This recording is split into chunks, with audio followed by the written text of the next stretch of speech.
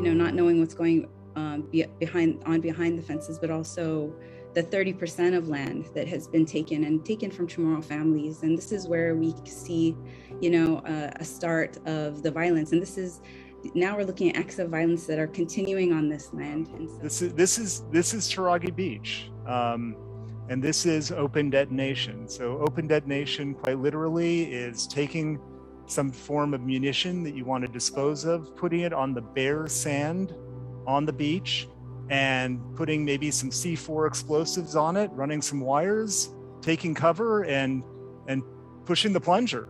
And as the name suggests, open detonation is open detonation. There is no attempt to control the contamination. There's no attempt to control where this explosion goes. This is a beach that lies on ancestral Chamorro lands that were forcibly taken from the families that had owned them for generations right after World War II. This is happening on a beach where endangered green sea turtles nest.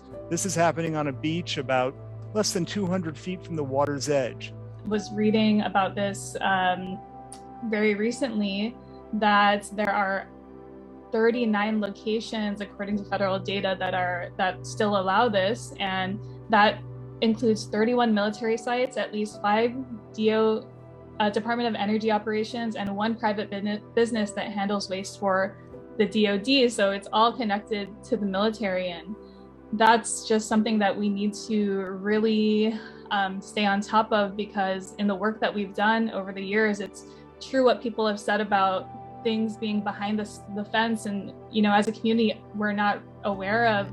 We're dealing with an emerging contaminant, PFAS. So it's a per and polyfluoroalkyl substances, which are known as forever chemicals. So the problem with that is that they don't break down, and a lot of these munitions contain it. They're as much as 45% PFAS.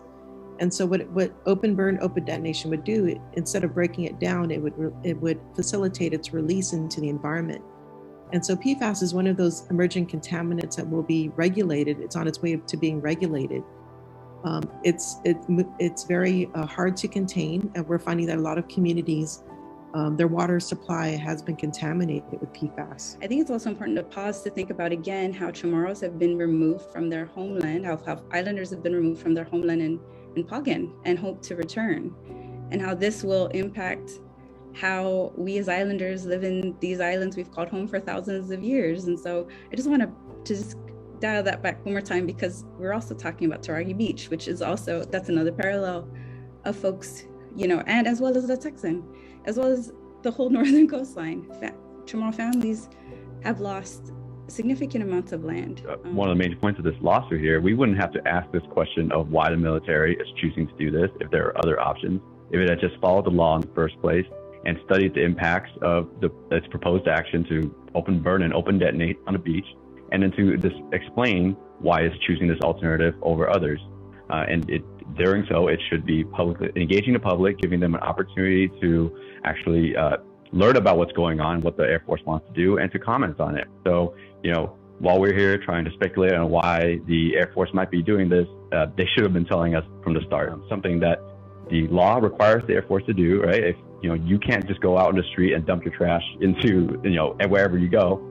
The Air Force can't go and treat its waste however it wants without following the law.